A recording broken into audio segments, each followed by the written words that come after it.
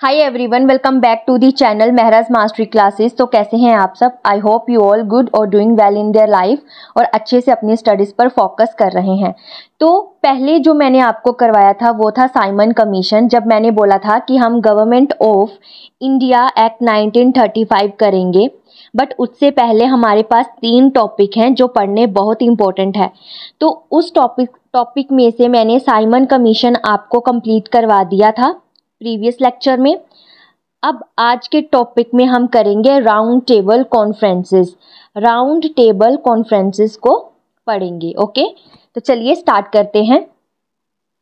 सबसे पहले इसका बैकग्राउंड समझते हैं। बैकग्राउंड समझने के लिए देखिए, सबसे पहले जब इन्होंने साइमन कमीशन को पास किया था तो साइमन कमीशन पास करने का मोटिव यही था कि इन्होंने रिफॉर्म लेके आना है इंडिया में। Okay, but Simon commission time से पहले आ गया। 1929 में आना था बट 1927 में इन्होंने भेज दिया, जिसकी वजह से ये कमीशन जो है वो फेल हो गया। ओके, ये कमीशन फेल हो गया। देन इसके बाद इन्होंने राउंड टेबल कॉन्फ्रेंस को रिकमेंड किया। ओके, तो इसको पास किसने किया? ब्रिटिश गवर्नमेंट इन लंदन में ब्रिटिश गवर्नमेंट ने इसको ऑर्गेनाइज किया। ये साइमन कमीशन की रिकमेंडेशन के बेस पे था। इसका एम जो था वो डिस्कस करना था frame constitutional reform in India. इन्होंने क्या करना था? डिस्कस करना था, कॉन्स्टिट्यूशनल रिफॉर्म लेके आने थे इंडिया में। Okay, then the failure of Simon Commission and growing nationalist pressure led to these conferences।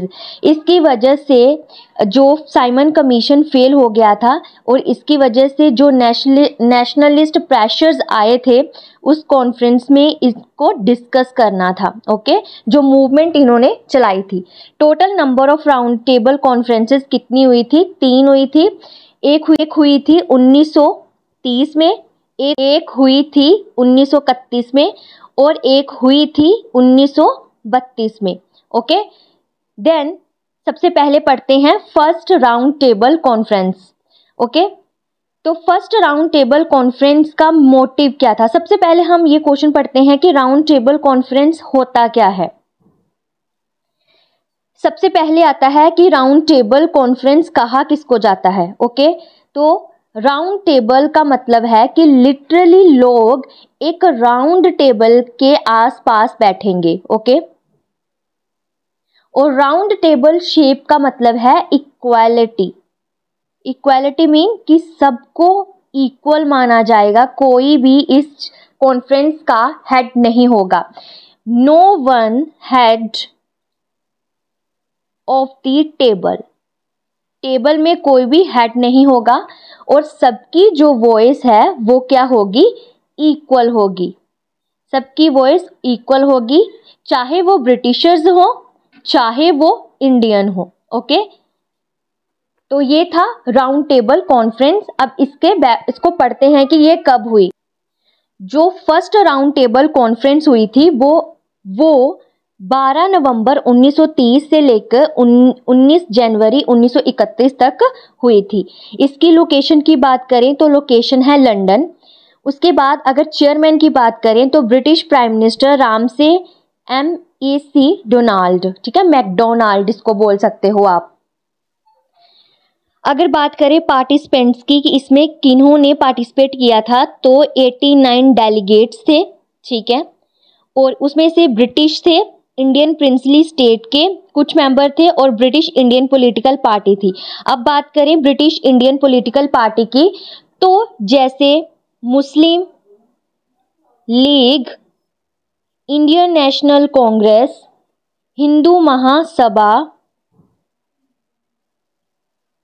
Depressed class, ये सब क्या थे? ये मेंबर थे ब्रिटिश इंडियन पॉलिटिकल पार्टी के। ओके, तो उसके बाद इसमें किसने पार्टिसिपेट नहीं किया था? ये बहुत इंपॉर्टेंट है कि फर्स्ट राउंड टेबल कॉन्फ्रेंस में किसने, हमारे इंडिया के पार्टीज में किसने रिप्रेजेंटेशन नहीं की थी।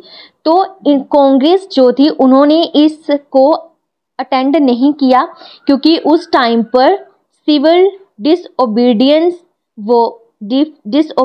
मूवमेंट चल रही थी। ओके, तो इसकी वजह से कांग्रेस ने इसको अटेंड नहीं किया।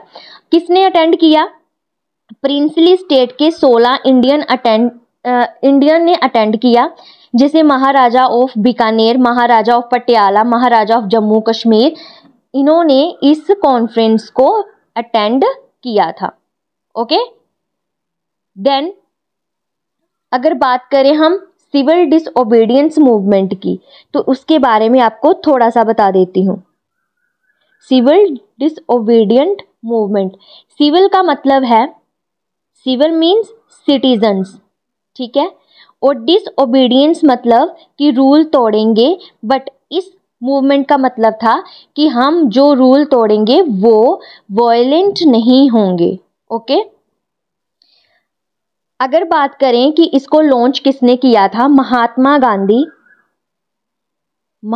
गांधी ने 12 मार्च 1930 में इसको लॉन्च किया था। और कहाँ से किया था? साबरमती आश्रम से दांडी तक। ओके, इसको साल्ट मार्च भी कहा जाता है। अभी साल्ट मार्च इसको क्यों कहा जाता है? क्योंकि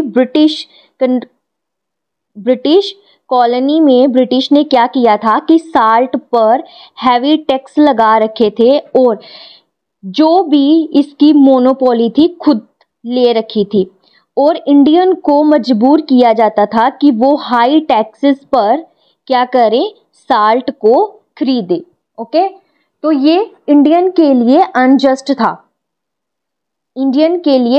अनजस्ट था, क्योंकि उस टाइम जो साल्ट था वो बेसिक रिक्वायरमेंट में आता था और आज भी बेसिक रिक्वायरमेंट में ही आता है। ओके, देन इसके ऊपर जो टैक्सिंग की गई थी वो अनएथिकल थी और एक्सप्लॉइटिव थी, मीन इसकी वजह से काफ़ी एक्सप्लोटेशन हो रहा था इंडियन का। इस लॉ की वजह से फिर गांधी ने प्रोटेस्ट किया, ठीक है, और इस प्रोटेस्ट को बोला जाता है सिविल डिसओबीडियंस मूवमेंट। ओके, तो अब बात आती है कि इस प्रोटेस्ट के आउटकम्स क्या रहे कि कोई भी एग्रीमेंट हुआ फेडरल स्ट्रक्चर इन इंडिया, कि फेडरल स्ट्रक्चर रहेगा इंडिया में। ओके, माइनॉरिटी के लिए प्रोटेक्शन को डिस्कस किया गया और कोई भी कॉन्क्रीट आउटकम इसमें नहीं निकला, क्योंकि जो इंडिया की मेजर पार्टी थी कांग्रेस, वो इसमें प्रेजेंट नहीं थी। ओके, आई होप आपको फर्स्ट राउंड टेबल अच्छे से क्लियर हो गया होगा। तो चलिए चलते हैं नेक्स्ट हमारा सेकेंड राउंड टेबल कॉन्फ्रेंस की तरफ। ये बहुत इम्पोर्टेंट राउंड टेबल है, क्योंकि इसमें गांधी जी ने कांग्रेस के बिहाफ पर अटेंड किया था।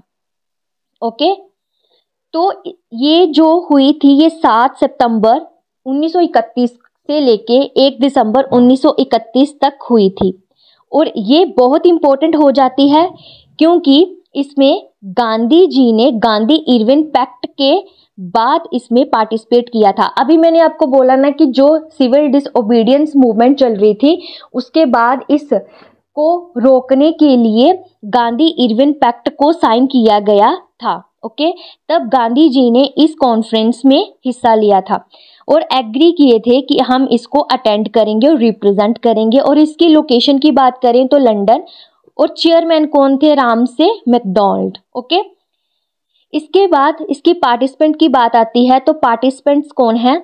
Soul representative of Indian National Congress में जो सोल रिप्रेजेंटेशन की थी वो गांधी जी ने की थी, और अदर ग्रुप्स ने इसको भी अटेंड किया था। मुस्लिम लीग, डिप्रेस्ड क्लास और प्रिंसेस स्टेट्स ने भी इसको क्या किया था?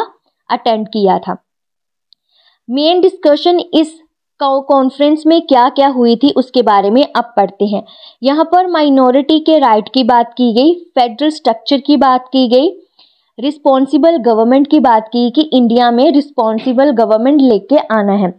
डिस्प्यूट हुआ गांधी जी और अंबेडकर के बीच में एक सेपरेट इलेक्टोरेट को फॉर दलित के लिए सेपरेट इलेक्टोरेट की बात की जा रही थी।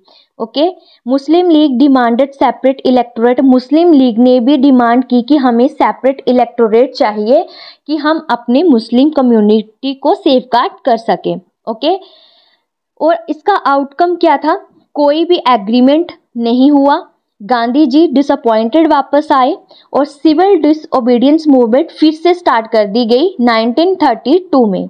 ओके, अब बात आती है थर्ड राउंड टेबल कॉन्फ्रेंस की।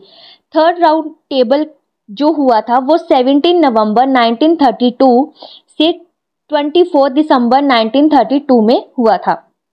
इसके चेयरमैन की बात करें तो रामसे मैकडॉनल्ड, और इसके पार्टिसिपेंट की बात करें अभी फिर से कांग्रेस ने इसको बायकॉट कर दिया क्योंकि कांग्रेस के लीडर जो थे वो जेल में थे।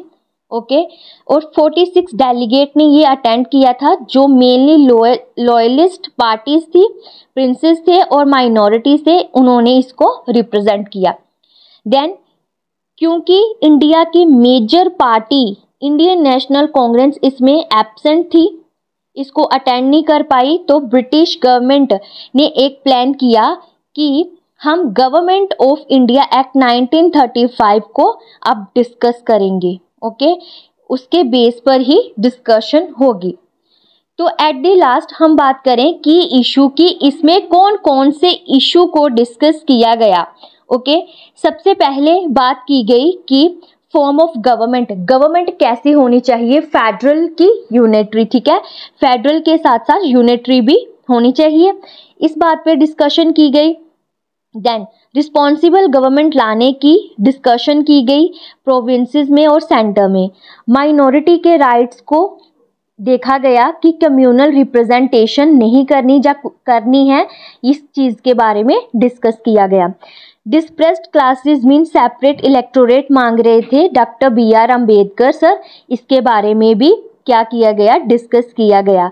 रोल ऑफ प्रिंसली स्टेट और इन फ्यूचर इंडिया की, प्रिंसली स्टेट का फ्यूचर इंडिया में क्या रोल होगा, ये थे इसके की इश्यूज। ओके, अगर बात करें इंपॉर्टेंट रिजल्ट की, तो रिजल्ट में क्या था, इन्होंने कम्युनल अवार्ड किए।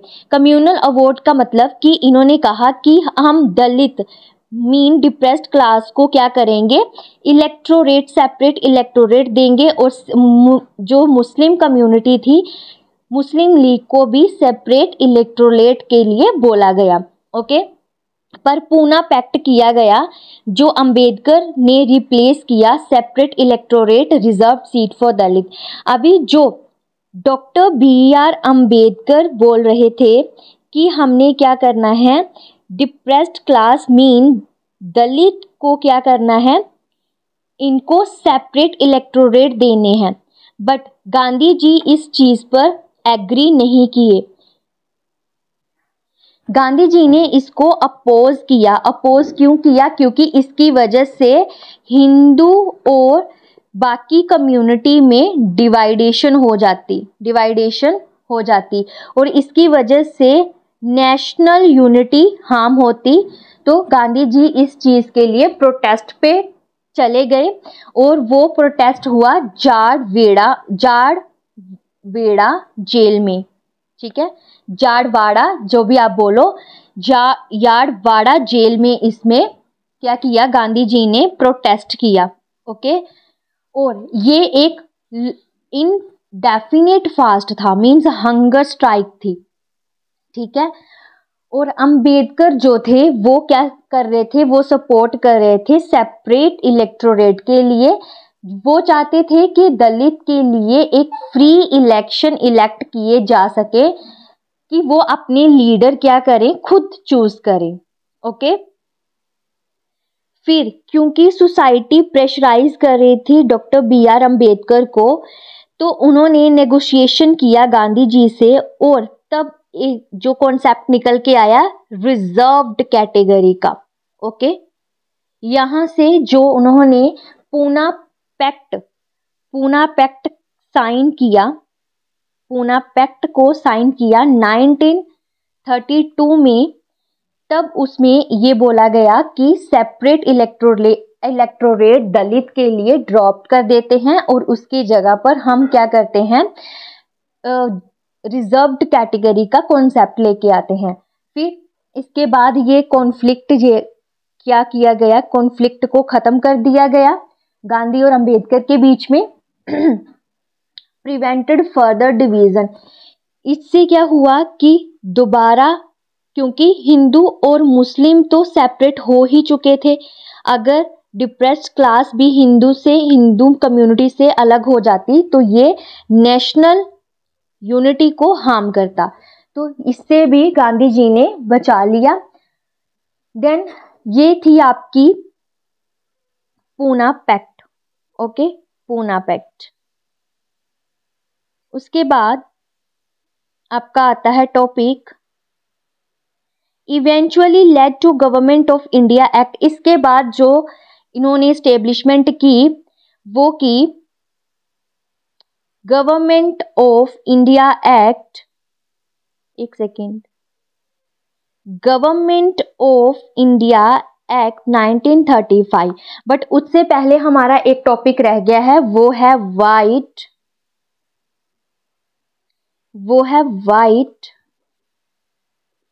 White paper on Indian constitutional reform. इसके बारे में हम डिस्कस करेंगे नेक्स्ट लेक्चर में। तो आज के लेक्चर में बस इतना ही, मिलते हैं नेक्स्ट लेक्चर में। अगर आपको इस लेक्चर की पीडीएफ चाहिए तो मेहरा मास्टरी चैनल को ज्वाइन कर सकते हैं और इसके लास्ट में आपको 24 लिखना है, तो आप ज्वाइन कर सकते हैं। Thank you everyone, bye everyone, मिलते हैं नेक्स्ट लेक्चर में। जय हिंद।